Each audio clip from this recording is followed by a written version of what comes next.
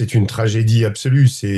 Comment, deux missiles Iskander tirés en plein centre-ville au moment, en fait, un dimanche, au moment où il y a du monde, etc. C'est vrai que c'est absolument horrible.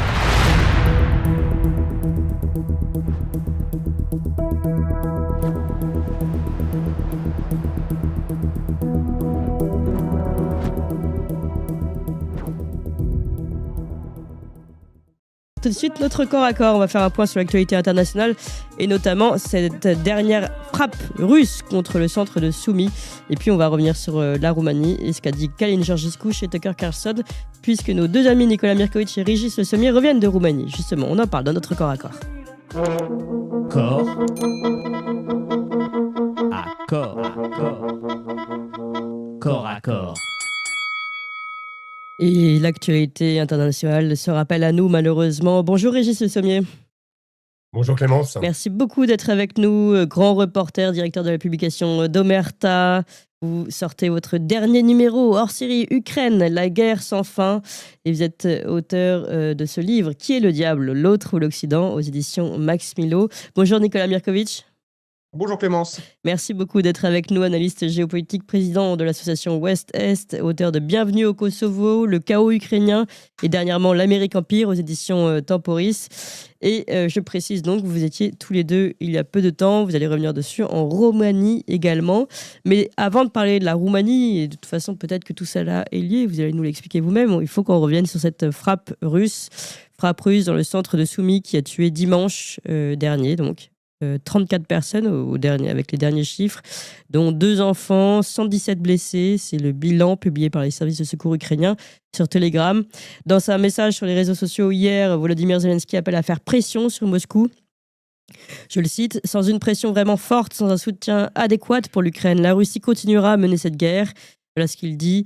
Il explique ensuite que depuis 2 mois, Vladimir Poutine a ignoré la proposition américaine d'un cessez-le-feu total et inconditionnel. Terrible frappe, dit-il encore, de missiles balistiques russes sur Soumy. Selon les premiers bilans, il y a des dizaines de civils morts et blessés. Et cela, un jour où les gens vont à l'église, le dimanche des rameaux. Seuls des salauds peuvent faire cela. Voilà le message de Volodymyr Zelensky. Je vais aussi vous lire le message d'Emmanuel Macron qui a tweeté hier également. 2 missiles russes ont frappé ce matin le cœur de la ville de Soumy en Ukraine en faisant de très nombreuses victimes civiles, dont à nouveau des enfants. Cette guerre, chacun sait que c'est la Russie seule qui l'a voulu. Aujourd'hui, il est clair que c'est la Russie qui seule choisit de poursuivre, au mépris des vies humaines, du droit international et des offres diplomatiques du président Trump. Il faut des mesures fortes pour imposer un cessez-le-feu à la Russie. La France y travaille sans relâche avec ses partenaires. Aux victimes, aux blessés, à toute l'Ukraine qui résiste, notre solidarité, notre respect, notre engagement. Bon. Je vous passe les autres déclarations qui sont du même ordre, Keir Starmer et les autres. Comment comprendre cette frappe peut-être je vais vous lire aussi Donald Trump qui lui dit que c'est une erreur. Il a été interviewé alors qu'il était à bord de l'avion présidentiel Air Force One. Il dit « Je pense que c'est terrible et l'on m'a dit qu'ils ont fait une erreur » en parlant des Russes. Et je pense que c'est une chose horrible. Voilà. Il va falloir leur poser la question. C'est pas très clair sa réponse justement à Donald Trump. Alors comment comprendre ce tir Je me tourne d'abord vers Nicolas Mirkovic. Malheureusement, dans une guerre, il y a des actes qui sont terribles, comme celui-ci. C'est évident que tirer en plein dans une ville où il y a des civils, c'est quelque chose qui est contraire, on va dire, à l'esprit même, enfin, à l'art de la guerre. Et on peut déplorer qu'il y ait eu ce type de tir avec des civils qui sont morts. Je pense qu'il faut quand même prendre du recul et sans du tout minimiser l'atrocité de l'acte en ce qui concerne les civils. Oui. Il y a aussi des civils morts du côté russe.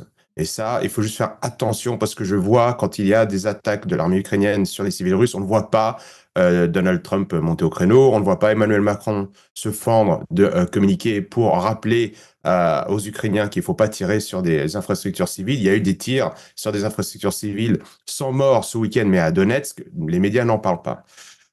Après, il y a aussi, si on regarde le côté de l'histoire, ce qui se passe, on sait aussi qu'il y avait un rassemblement de militaires ukrainiens, apparemment de la 117e brigade. Ça, ce sont des informations qui filtrent par des députés de la Rada.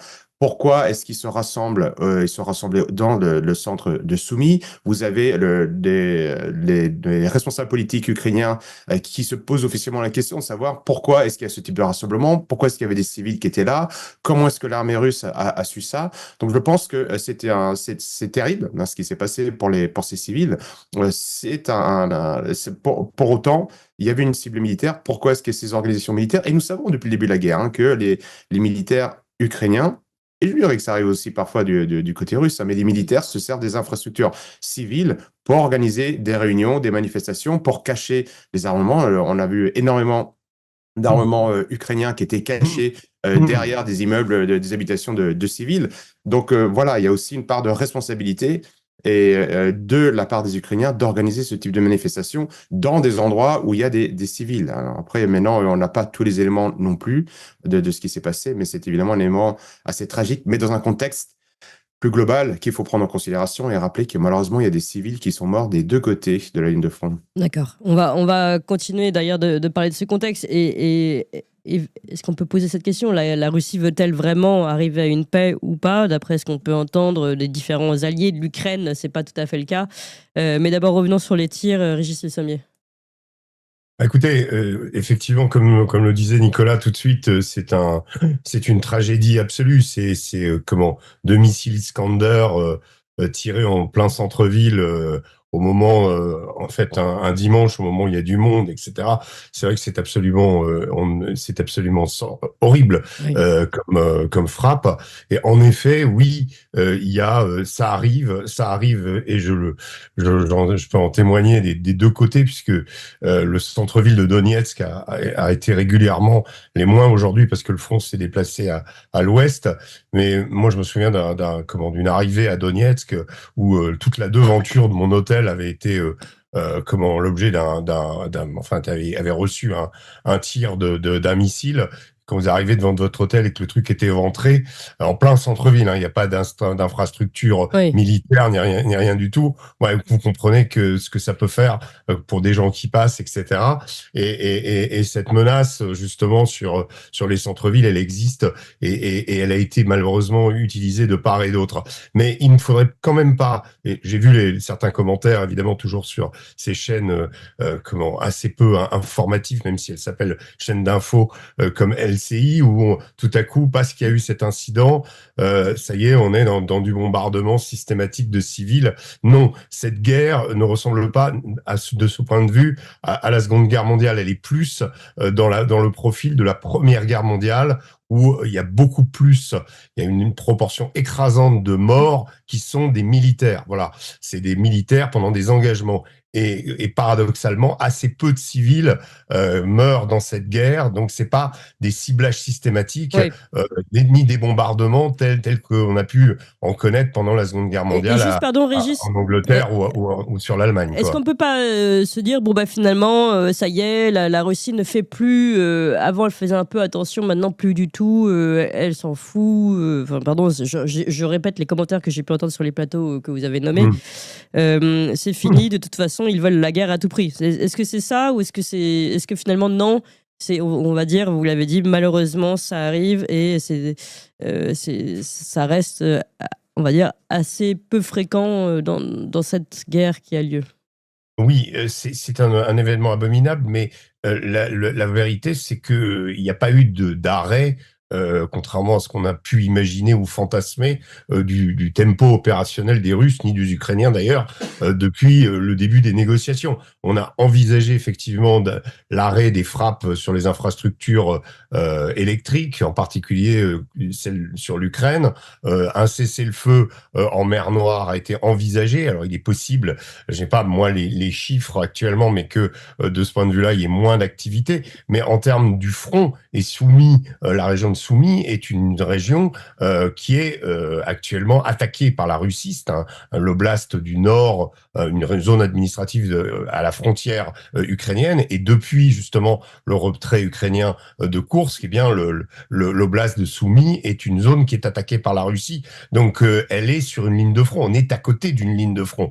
Et donc même si la ville n'est pas encore assiégée, en tout cas il y a une intensité opérationnelle qui n'a pas diminué. mais c'est ça le problème en fait de cette perception, c'est quand on regarde ce qui se passe sur cet immense front ukrainien, mais on se rend compte que il n'y a pas eu, il y a des négociations, hein, encore ce week-end avec Steve Witkoff, ça va recommencer, ça continue à négocier. Steve Witkoff, c'est l'émissaire américain, hein, je précise. Voilà, exactement. Ou Dmitriev pour les Russes. Il y a une intense activité diplomatique pour tenter effectivement d'aller vers la fin de cette guerre et de proposer un cessez-le-feu. Mais pour le moment, sur les fronts, il y a rien qui montre qu'il y a une baisse de régime, ni que par exemple faudrait pas imaginer que ces frappes de missiles Iskander sur la ville de Soumy serait une manière de dire de la part de la Russie, ça y est. Allez vous faire voir. Oui. Ça fait partie malheureusement des tragédies qui sont parfois quotidiennes dans cette guerre, et voilà quoi. Il n'y a pas à en tirer une idée de l'escalade ou que les Russes se joueraient de Trump ou se moqueraient de Trump, etc., etc. Non, c'est fait partie de malheureusement ce qui se passe dans les zones où il y a des combats. D'accord. Alors justement, reprenons aussi ce sujet de la négociation. Est-ce que ça veut dire que... Enfin, vous venez d'expliquer que ça ne voulait pas dire grand-chose par rapport à ça, mais où en sont en tout cas ces négociations de paix? On n'a pas forcément l'impression, comme vous l'avez rappelé, qu'il y ait de véritables avancées concrètes entre l'Ukraine et la Russie, Nicolas Mirkovitch. Vous savez, ces discussions vont prendre beaucoup de temps. J'avais écrit dans un récent article justement pour Omerta, où nous avons aujourd'hui Trump qui cherche à dialoguer, à discuter. Que veut faire Trump aujourd'hui? Il va pas complètement démanteler l'Empire américain, mais il sait qu'ils sont arrivés dans cette période de surextension impériale, comme le disait Paul Kennedy, vraiment un historien, un des plus grands historiens de l'histoire des États-Unis. Les États-Unis n'ont plus les moyens de entretenir les plus de 700 bases qu'ils ont dans le monde entier. Ils voient très bien qu'il y a des nouvelles puissances qui veulent leur part du gâteau, et donc Trump a compris ça et il essaye de négocier. Cette négociation que Trump va entretenir avec Poutine, entre autres, parce qu'il va devoir négocier avec beaucoup de responsables politiques, va prendre du temps et ne concerne pas que l'Ukraine. Je dirais même que l'Ukraine est juste la partie émergée de l'iceberg. Trump a beaucoup plus peur de ce que les BRICS font et d'autres pays font concernant la dédollarisation que par le fait de savoir si les Russes vont récupérer Kramatorsk et Soumy, par exemple. Donc, cette négociation va concerner en partie l'Ukraine, mais également les différents accords que les Américains auxquels les Américains ont mis fin, par exemple Open Skies, les ciels ouverts sur les missiles balistiques à portée intermédiaire, sur les terres rares, sur le pétrole, sur des zones d'influence en Afrique, sur l'Asie, sur les relations avec la Chine. Bref, il y a énormément de sujets que les émissaires de Trump et de Poutine sont en train de discuter en ce moment. Et ça va forcément prendre du temps. Ça va prendre du temps et on va pas pouvoir isoler non plus cette négociation de Poutine et Trump des relations, par exemple, que Trump pourrait avoir avec la Chine ou que surtout Poutine pourrait avoir avec la Chine ou avec les BRICS ou avec d'autres personnes. Donc, je pense que Trump souvent s'emballe. Il dit c'est lui-même qui a parlé des 100 jours. Hein. Oui, la résolution du conflit 24 heures. Oui. 24 heures pour régler 24 heures, oui. N'importe quel expert aurait pu vous dire, un vrai expert, hein, pas expert de plateau télévisé français, aurait pu vous dire que c'était impossible de régler ce sujet en 24 heures. Donc ça va prendre du temps, et on est dans la société de l'immédiateté. Donc on veut tout de suite du résultat. Ça y est, Trump et Poutine, ils vont se voir, et une situation qui est ancienne, n'oublions pas qu'il y a quand même tous ces sujets de révolution de couleur, de coup d'État à Kiev en 2014. Donc tout ça, ça prend du temps, et donc c'est négocié. Et pendant ce temps-là, j'ai envie de dire, les affaires continuent. Et là, la Russie est aujourd'hui en train de gagner en Ukraine. Elle n'a aucun intérêt à lever le pied. Elle est en train de progresser. Et donc voilà, donc ça, je pense que c'est extrêmement important de le prendre en considération. Ça va prendre énormément de temps. Et on voit aussi que Trump a quelques difficultés de son côté. Donc il faut être patient. Je pense que c'est intéressant. Je voudrais apporter cette nuance de voir qu'il y a quand même deux canaux de négociation. Trump, il y a un canal officiel des secrétaires d'État, et puis nous avons l'ami proche de Trump, Witkoff, et donc nous avons ces discussions qui sont en train d'avancer sur tout un tas de sujets. On voit même qu'il part de l'ouverture des lignes aériennes entre la Russie et les États-Unis. Donc, si vous voulez, il y a tous ces sujets qui sont sur la table dans un contexte qui est globalement extrêmement compliqué, et donc il faut être patient. En revanche, ce qui est certain, c'est que Trump va devoir bientôt apporter quelques résultats concrets. Oui. Parce que, en effet, il y a les 100 jours, il y a le fait que la population américaine l'a élu, non pas pour l'Ukraine, non pas pour les relations avec la Chine, mais essentiellement pour le pouvoir d'achat. Et donc, il va falloir que Trump montre quelques réalisations concrètes et de sa diplomatie et de sa capacité à réindustrialiser son pays et à redonner du pouvoir d'achat aux Américains qui, sous Biden, ont vu l'inflation augmenter de 20%. Oui, ça c'est certain. On a parlé notamment, évidemment, un gros sujet sur l'augmentation des droits de douane et sur les différentes annonces de Donald Trump sur le sujet. C'est intéressant que vous mettiez ça dans le sujet, en effet, international. Finalement, comme vous le dites, ce sont des sujets qui ont beaucoup plus d'envergure que ce qu'on pense. Régis Le Sommier, est-ce qu'on a entendu Nicolas Mirkovic expliquer que la Russie, elle, finalement, n'était pas en mauvaise position, qu'elle était en train de gagner? On peut dire peut-être un point là-dessus sur le terrain militaire, mais également peut-être aussi économique, enfin national. Où en Oui, est-elle alors, exactement? pour première analyse sur sur l'aspect militaire, en effet, l'écroulement, on va dire, de la présence des Ukrainiens dans le saillant de Souja à Koursk, c'est-à-dire sur le territoire russe, a été, je dirais, un marqueur d'une nouvelle offensive russe. Là, le général Syrski, qui est le chef d'état-major de l'armée ukrainienne, prétend que les Russes ont déjà commencé leur offensive de printemps, ce qui est possible.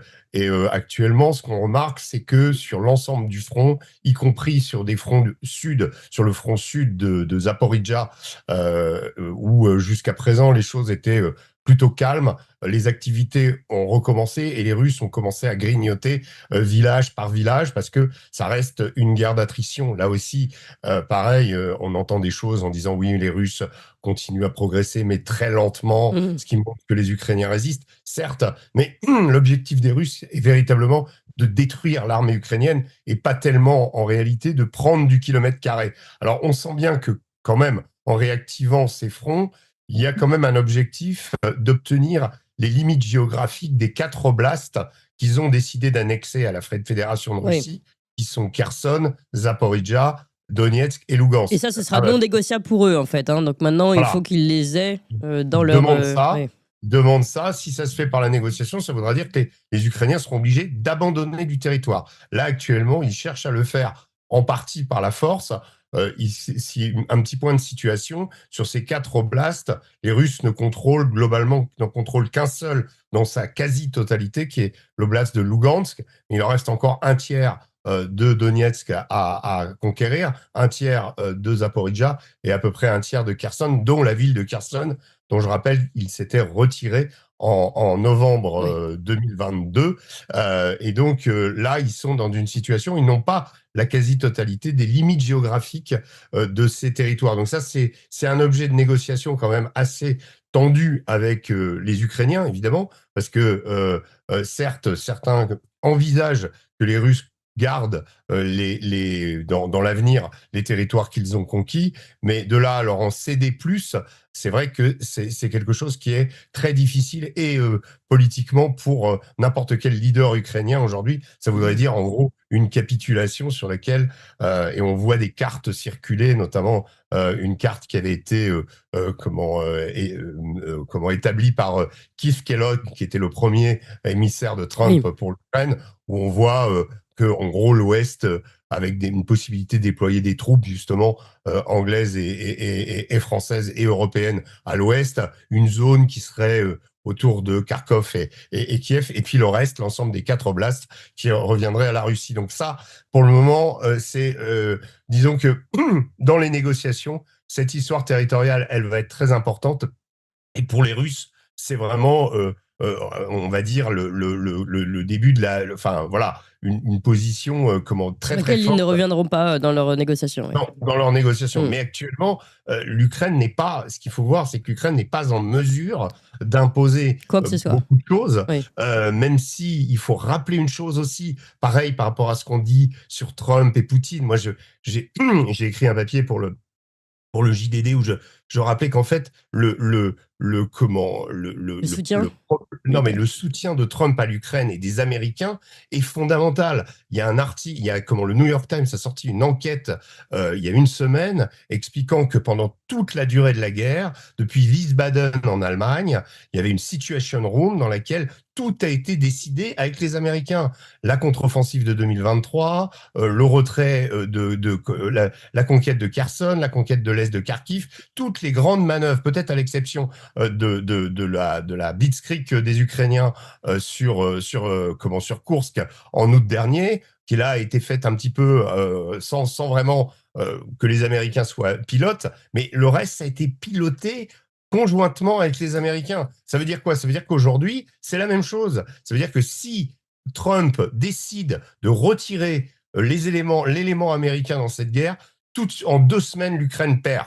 Alors, Et ça, on n'a pas l'impression de le comprendre quand on écoute oui, les diverses vociférations européennes en disant c'est pour oui, ça. on va Ouais. remplacer. C'est pas vrai. On Alors, ne remplacera pas les États-Unis. On n'a pas cette possibilité, cette capacité, et surtout cette interpénétration entre les États-Unis. Les Britanniques aussi sont très présents. Il y a eu un très bon papier aussi là-dessus. Mais on s'aperçoit qu'en fait, la guerre a été totalement pilotée par l'OTAN. Voilà. Et aujourd'hui, si les Américains, l'OTAN, c'est les Américains en premier, et si les Américains se retirent, il n'y a plus de guerre. Voilà. C'est ça la réalité. Alors, oui, justement, allons un tout petit peu là-dessus, ou restons-y encore un petit peu. Vous voulez dire que là, d'abord, vous dites si Trump n'a pas encore arrêté son aide, concrètement. Il y a encore le soutien militaire américain, première question. Et deuxième, donc nous, on entend de partout le soutien européen arrive, le plan d'Ursula von der Leyen pour soutenir l'Ukraine. Et d'ailleurs, on a l'impression que Volodymyr Zelensky se tourne désormais vers l'Europe pour être soutenu. Vous nous dites tout ça, c'est du bullshit en fait, c'est ça, Régis Le Sommier? Ah mais totalement. Enfin, j'encourage les auditeurs à lire ce papier du New York Times. C'est pas moi qui le dis, hein, c'est pas un site complotiste, c'est pas Tucker Carlson, c'est pas Joe Rogan. On va en parler de Tucker Carlson dans quelques instants. On est on est dans du New York Times où quelque part, c'est ça la beauté du journalisme à l'anglo-saxonne.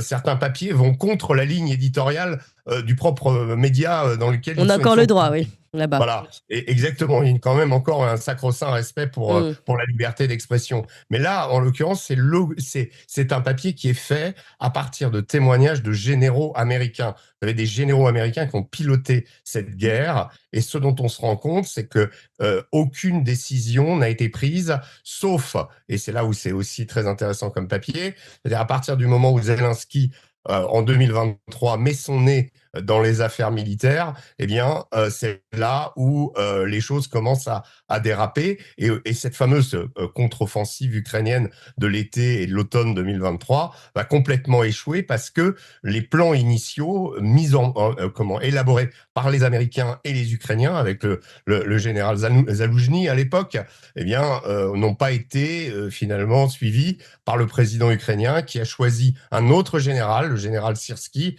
et d'ailleurs Zaloujny, qui lui faisait un peu d'ombre, aujourd'hui est ambassadeur à Londres. Vous savez, c'est un peu comme Pompée avec César. Quand un général était victorieux dans la Rome antique, on l'envoyait aux confins de l'Empire. Mais là, c'est exactement la même chose. Et ce Zaloujny en question, lui, est très populaire. D'ailleurs, on le voit, il est en train de communiquer beaucoup.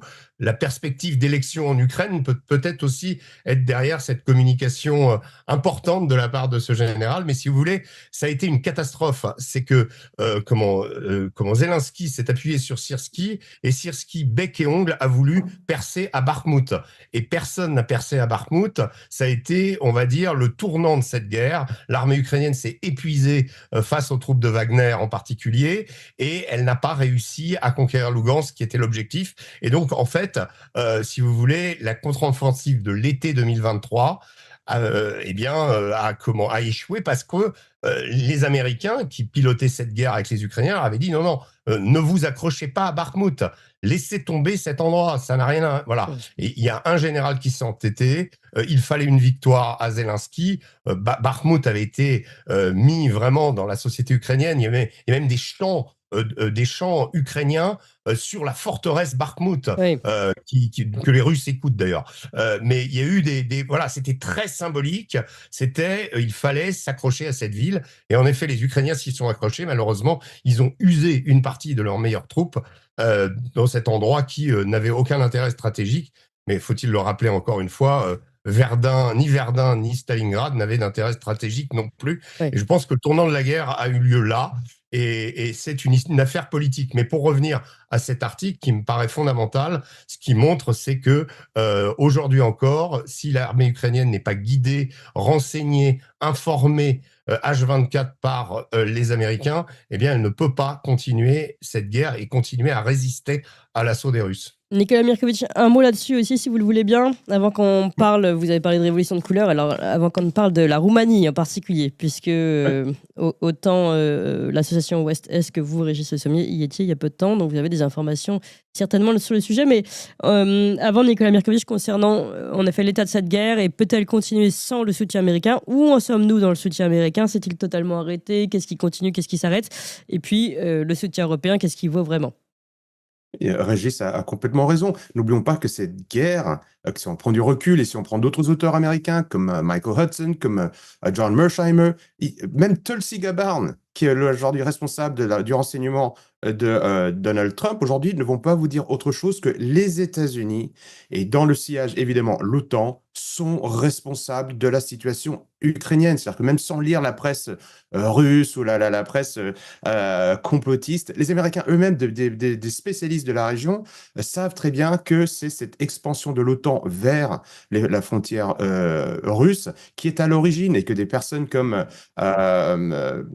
George Kennan, qui a quand même développé la stratégie du containment de l'Union soviétique, avait dit que c'était une erreur tragique d'avancer l'OTAN vers la frontière russe. Oui. Jack Matlock, qui est le dernier ambassadeur des États-Unis en URSS, avait dit qu'il fallait surtout pas étendre l'OTAN vers la frontière russe. Et derrière, eh bien, les atlantistes, pensant dans les années 90 qu'ils n'auraient plus du tout de résistance, ont entamé une procédure de soumission de l'Ukraine, se disant que si l'Ukraine ne fait plus partie de la zone d'influence russe, eh bien, la Russie serait éloignée de l'Europe. Et vous avez Zbigniew Brzezinski qui l'écrit même dans son livre Le Grand Échiquier. Donc les États-Unis sont responsables de cette situation, ils sont derrière, il y a leurs traces de doigts partout sur la révolution du Maïdan de 2014 Oui. qui a mené à un coup d'État. Et en effet, des journaux comme le New York Times, et également eux-mêmes le disent, et ont rappelé dans un grand article l'année dernière comment est-ce que tout de suite après ce coup d'État, les Américains ont monté des bases 12 bases sur la frontière avec la Russie, où ils espionnaient la Russie Ouais. et où ils formaient des commandos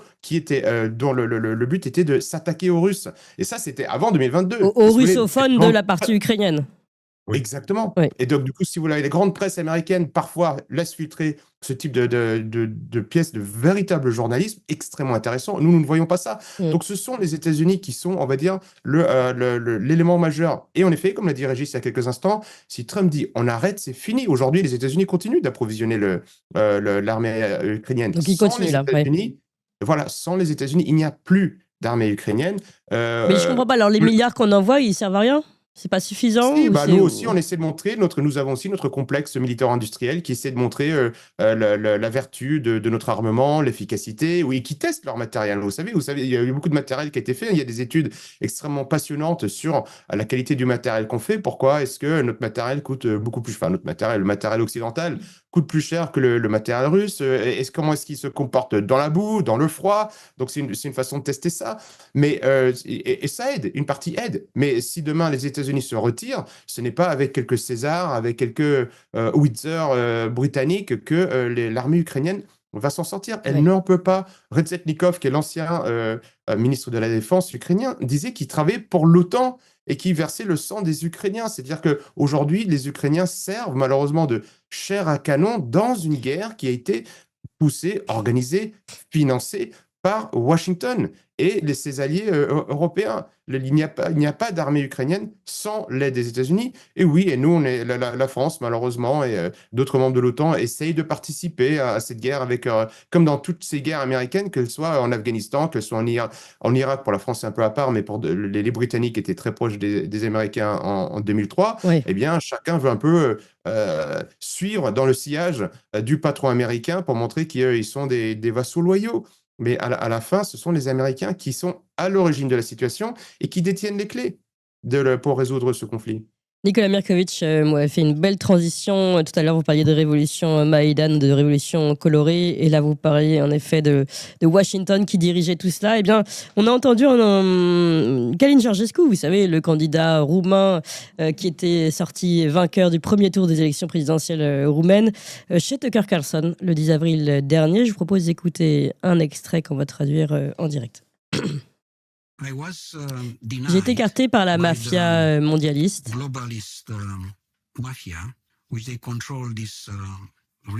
qui contrôle cette région comme une colonie. Tout le système en Roumanie, à 100%, était et est encore coordonné et sous contrôle d'ingérence étrangère. Avant ces élections, le système était contrôlé par l'ancien secrétaire d'État états-unien, Anthony Blinken, et tous les néoconservateurs. Et après l'arrivée du président Trump et de l'administration Vance, le système est passé sous contrôle français. Donc actuellement, le président de la Roumanie est le président de la France, Macron.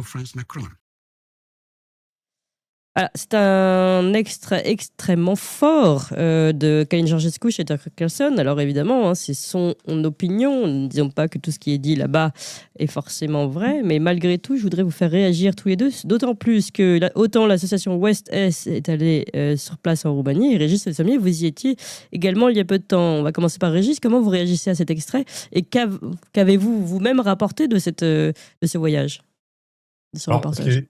C'est très intéressant, effectivement. C'est parce que j'ai eu l'occasion de m'entretenir avec Georges Simeone, Oui. qui est le candidat aujourd'hui, qui a réussi, lui, à présenter sa candidature pour le 7 mai et le 14 mai prochain, puisque l'élection va se rejouer.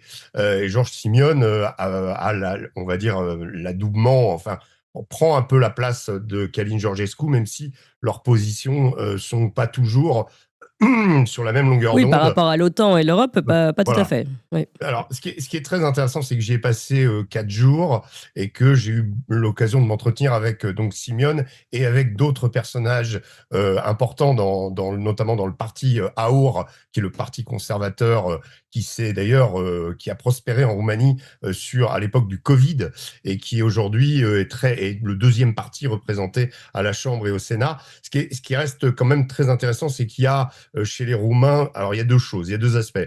Premier aspect, c'est par rapport à les positions de Georgescu sont qualifiées par Georges Simeone d'extrêmes. Notamment vis-à-vis de l'appareil d'État dont il parle, qui est un appareil qui est hérité de l'ancien régime, on va dire de l'époque Ceausescu. Vous savez, c'est un peu comme en Russie, où la Securitate roumaine, un certain nombre d'acteurs de cet immense appareil sécuritaire sont restés sur place, un petit peu à la manière du FSB avec Vladimir Poutine en Russie. Si vous voulez, il y a un peu une survivance de structures d'anciens régimes et d'hommes politiques qui aujourd'hui sont toujours au pouvoir. Donc Georgescu, lui, avait l'intention de mettre un grand coup de pied dans la fourmilière s'il était élu. Et Georges Simeone, d'ailleurs, me disait, il a menacé directement ces personnages. Et donc, évidemment, quand ils ont vu qu'il était arrivé en tête au premier tour, ils n'ont pas eu d'autre choix que de leur point de vue, d'annuler l'élection parce que ça devenait trop dangereux. Et ce qui est quand même très intéressant aussi, c'est quand on décrypte un petit peu ce qui s'est passé, l'annulation de l'élection, elle a lieu le 6 décembre dernier, quasiment un mois après l'arrivée de Trump au pouvoir. On voit un candidat un petit peu alternatif sorti de nulle part, qui est Călin Georgescu, qui, je le précise, n'est pas du tout un candidat d'extrême droite, contrairement à ce que c'est à l'étiquette qu'on veut lui mettre sur le dos. Souverainiste à la rigueur, oui. Qui a commencé sa carrière politique en tant que membre, en fondant un parti jeune écologiste, d'ailleurs il a reçu des fonds de l'USAID après la chute du communisme, parce que l'écologie c'était un vrai problème en Roumanie. Tout était pollué, 80% des rivières étaient, il y avait du plomb, il y avait tout un tas l'industrie avait été développée de façon un peu anarchique, et donc le pays avait besoin d'être nettoyé, on va dire, et les écologistes avaient le vent en poupe. Et à l'époque, Georgescu, lui, a reçu des fonds de l'USAID d'ailleurs. Il a même fait un partenariat pour de l'enseignement auprès des écoles, des sensibilisations avec l'Open Society de George Soros. Oui. Donc, c'est pas quelqu'un qui vient d'un sérail nationaliste ukrainien, nationaliste roumain, hérité de la garde de fer, etc. Oui. Comme il y a ce genre de personnage en Roumanie, mais c'est un peu la créature qui a échappé à son maître, on va dire. Et donc là, tout à coup, c'est devenu très, très dangereux. Alors maintenant, je n'ai pas, moi, tous les éléments pour accuser Macron, mais je sais que l'affaire de l'ambassadeur Oui. de France qui va voir Juste le avant, chef oui. de la Cour constitutionnelle juste avant, c'est quelque chose donc sur lequel, évidemment, Georges Simeone est revenu, mais beaucoup de Roumains ont été choqués. Et ce qui m'a intéressé beaucoup en Roumanie, c'est de parler aux gens aussi dans la rue.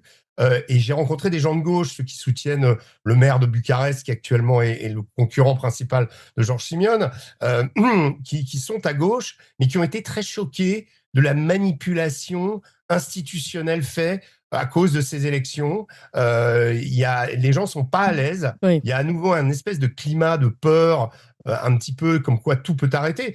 Quand Georges Simeone, je lui dis, mais qu'est-ce qui vous prouve que vous allez pouvoir concourir le 7 mai prochain? Il me dit rien du tout. Il me dit, ils peuvent m'arrêter. Ils peuvent m'arrêter. Oui. Et même, il m'avoue à la fin, il me dit, vous savez, parfois, je me dis, je serais mieux à parler à la presse aux États-Unis, aller en France, etc., qu'en Roumanie, parce que ici, je suis un peu à la merci, je suis exposé. Voilà. Donc, c'est quand même très intéressant de voir ça, de voir qu'on est quand même dans un pays où, au nom...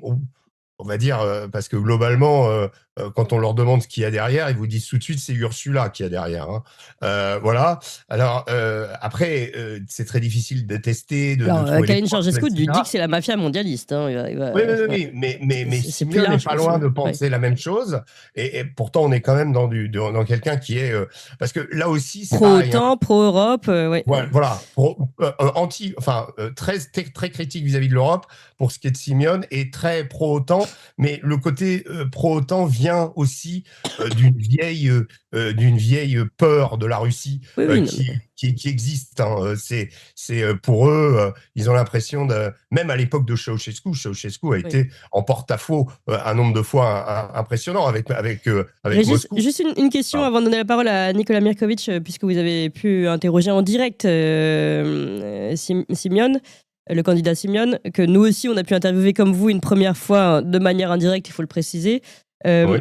Est-ce que vous n'avez pas l'impression tout de même que justement ce candidat serait un peu le pis-aller et finalement assez pratique même pour entre guillemets le système, c'est-à-dire je récupère le mécontentement populaire et on a un candidat ici qui est lui plus acceptable justement, qui n'est pas anti-OTAN, qui n'est pas populaire comme populiste comme l'était Khalil Georgescu.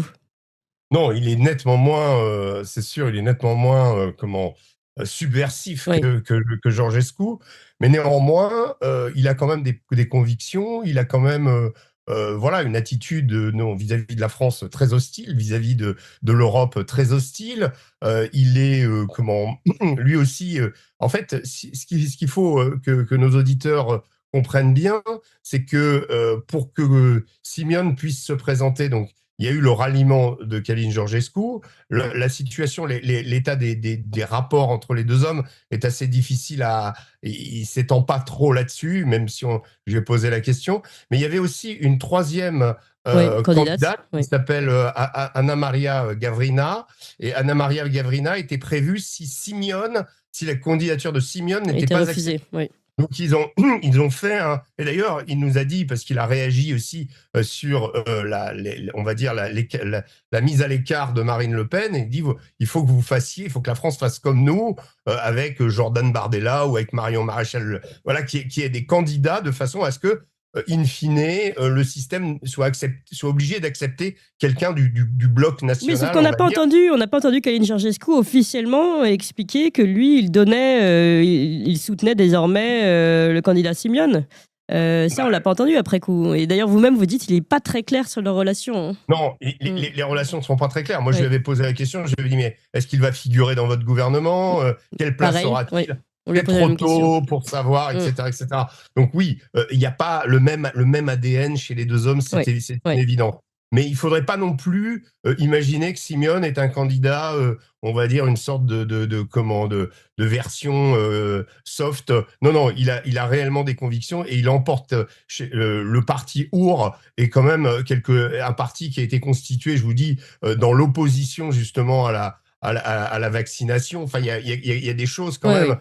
et sur la manipulation, ils sont absolument vent debout sur cette histoire de Oui, TikTok qui pour eux n'est pas du tout une oui. manipulation russe. Enfin, ça, moi, je l'ai entendu, mais même en dehors que c'était juste un prétexte qui avait été trouvé pour annuler les élections. Élections d'ailleurs qui avaient été validées 3 jours avant. Hein. Mm. Il y a eu le 3 décembre, la Cour constitutionnelle dit qu'il n'y a pas eu d'irrégularité. Et le 6 décembre, eh bien, arrive l'affaire TikTok avec la manipulation de l'algorithme par des comptes pro-russes, etc., Ouais. etc. Alors, Nicolas Mirkovic, pareil, quel est votre ressenti sur toute cette affaire, on va dire, roumaine, sur les dernières sorties de Calin Georgescu chez Tucker Carlson qu'on a pu entendre? J'ai été écarté de l'élection par la mafia mondialiste. Et puis, par votre propre. Enfin, le passage de l'association Ouest-Est sur place. C'est plus que troublant, c'est extrêmement inquiétant. Je pense qu'on peut clairement dire qu'il n'y a pas de démocratie en Roumanie aujourd'hui. N'oublions pas qu'il y a une autre candidate, Diana Sosoaca, qui a également été interdite de se présenter. Et n'oublions pas que les raisons officielles de l'écart de ces candidats, c'est parce qu'ils n'auraient pas des valeurs démocratiques. C'est-à-dire que nous avons en Roumanie une instance des juges qui décide qui incarne les valeurs démocratiques. Mais si vous cherchez dans la constitution romaine aujourd'hui la définition de ce que c'est que la défense des valeurs démocratiques, vous ne le trouverez pas. C'est extrêmement subjectif. En gros, il y a en effet, alors Georgescu, c'est quand même comment dire, un rhéteur, il va parler de mafia mondialiste, je ne sais pas quel est exactement le terme à employer, mais il y a clairement en Roumanie aujourd'hui des instances non élues, non démocratiques, qui décident qui a le droit de se présenter ou pas. Et c'est extrêmement inquiétant. Et comme cela vient d'être dit, eh bien, on voit qu'au bout d'un moment, le système essaye de voir quel est le candidat le plus acceptable par rapport à ces canons démocratiques. Et c'est extrêmement dangereux, c'est complètement antidémocratique. Oui. Maintenant, je pense qu'il faut aussi rappeler qu'il y a en Europe de l'Ouest, comme dans les ex-pays de l'Est, une influence claire des atlantistes, des mondialistes. On a vu de nouveau, hein, je vais reprendre les termes même d'Elon Musk ou de Donald Trump sur cette ingérence des atlantistes dans les affaires européennes depuis tellement longtemps. Combien de partis aujourd'hui ont reçu, et de partis, de mouvements, d'organisations, d'associations, ont reçu en effet de l'argent de l'USAID, de la National Endowment for Democracy, de tant de ces associations de Soros en Roumanie et ailleurs en Europe pour faire avancer leurs idées mondialistes, individualistes, d'une Europe sans frontières, pour la libre circulation des êtres humains et surtout des biens, des services et des capitaux. Il y a cette ingérence. Et il y a des juges qui sont certainement stipendiés dans cette histoire-là, parce que du coup, on ne peut pas avoir une démocratie si on n'écoute pas la voix du peuple. Et on n'a jamais dit que dans la démocratie, il y avait une instance qui était responsable de dire qui tient des propos démocratiques ou pas. Donc c'est extrêmement affligeant. Et je pense que donc, les paroles de Georgescu sont extrêmement fortes. N'oublions pas que lui, son programme, il le dit dans l'interview avec Tucker Carlson, que la raison majeure pour laquelle le système est contre lui, c'est parce qu'il est pour la paix. C'est le terme qu'il emploie à plusieurs reprises pendant toute l'interview. Il dit « j'étais pour la paix, voilà mon crime, j'étais pour la paix ». Et en effet, il y a des enjeux militaires en Roumanie. L'OTAN est en train de développer une de ses plus grandes bases à Constanța et on est à une centaine de kilomètres de vol d'oiseau de l'Ukraine.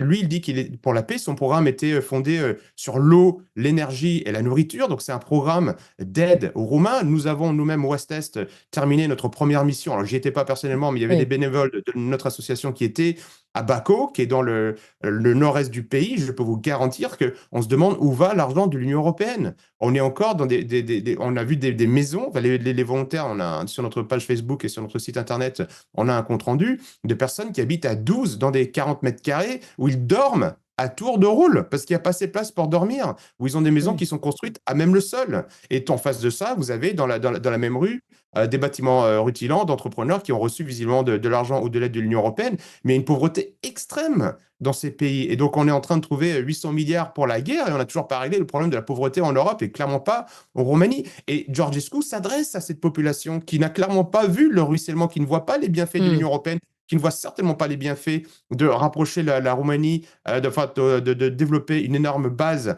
de l'OTAN américaine en Roumanie à côté de l'Ukraine, ce qui mettrait la Roumanie en première ligne d'une guerre avec la Russie. Les Roumains ne sont pas contre ça. Et Georgescu le dit, j'étais victime parce que j'étais pour la paix. Et évidemment, il faut dénoncer cette ingérence. Le fait qu'un ambassadeur français parle avec des juges roumains est tout à fait inquiétant.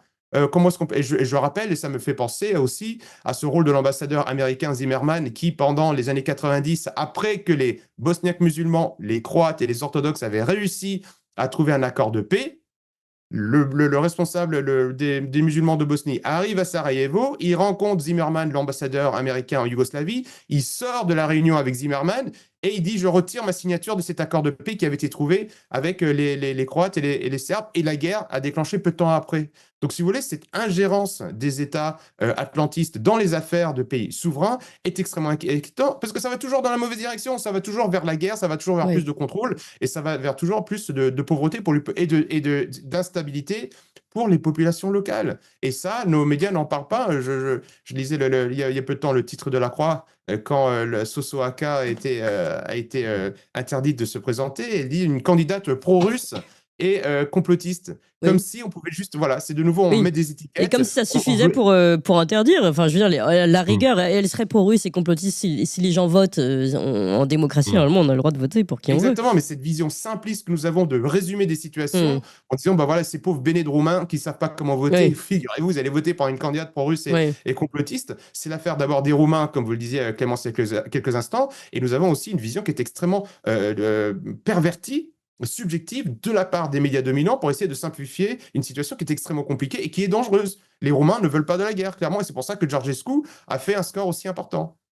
Merci beaucoup à tous les deux, Régis Le Sommier et Nicolas Mirkovic. On a pris le temps, on a un petit peu dépassé, il faut dire, les horaires, mais ça valait vraiment le coup de revenir sur cette attaque russe en Ukraine et puis si ce qui passe réellement en Roumanie. Merci beaucoup, Régis Le Sommier. Je rappelle donc que vous revenez avec Omerta de Roumanie. J'imagine qu'il y aura des publications très prochainement et donc à suivre sur le site d'Omerta sur le sujet. Je rappelle votre livre « Qui est le diable, l'autre ou l'Occident » aux éditions Max Milo. Merci encore Nicolas Mirkovic et votre association Ouest-Est qui revient également de Roumanie et votre livre, notamment L'Amérique Empire aux éditions Temporis. Merci à tous les deux.